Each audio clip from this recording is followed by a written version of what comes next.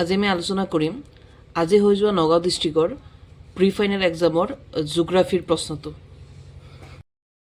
এখন হৈছে আজি হৈ যোৱা জিঅ'গ্ৰাফিৰ প্ৰশ্ন নগাঁও ডিষ্ট্ৰিক্টৰ হয়। ইয়াৰে MCQ 4-5টা আহিছে।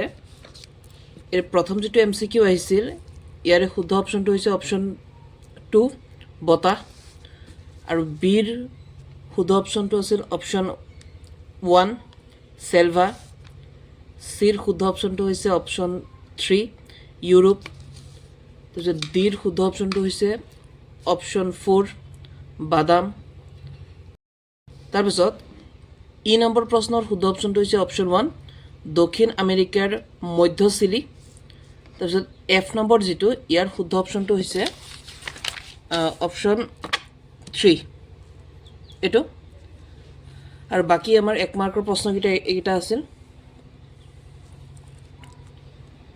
তাৰপাছত এইকেইটা হৈছে 2 মাৰ্কৰ প্ৰশ্ন, আৰু মানে নক্সাৰ চিত্ৰ আঁকিব দিছে 2 মাৰ্কত। বাকী এইকেইটা পানী প্ৰদূষণ কি আহিছে, প্ৰশ্ন ইমান টান অহা নাছিল, সহজে আহিছিল। এইটো এইবিলাক লং কুৱেশ্যনকেইটা 4 মাৰ্কছৰ।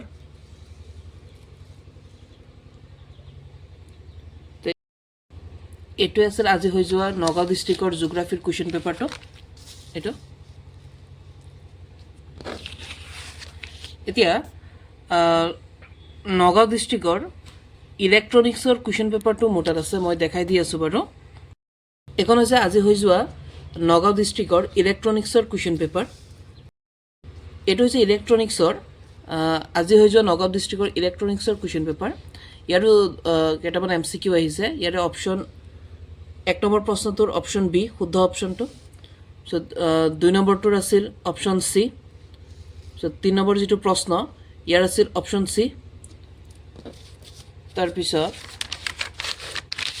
ইফালে 4 নম্বৰ প্ৰশ্নটোৰ শুদ্ধ অপশ্যন আছিল অপশ্যন ডি। এইটো আছিল ইলেক্ট্ৰনিক্সৰ কুৱেশ্যন পেপাৰ।